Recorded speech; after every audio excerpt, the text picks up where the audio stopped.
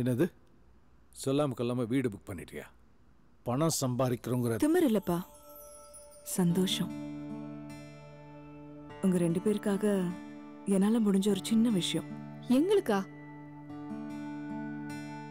ஸ்கூல்ல இருக்கும்போது எவ்வளோ கஷ்டம் இருந்தாலும் நீயும் அப்பாவும் எனக்கு ஒரு குறையும் வைக்கல.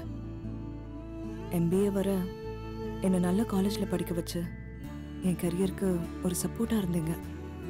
இவ்வளோ செஞ்ச உங்களுக்கு என்னால் இது கூட செய்ய முடியலன்னா எப்படி?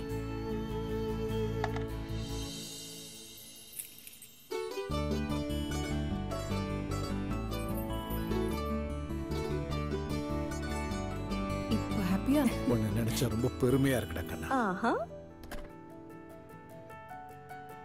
டடா. TRA, Home of Pride.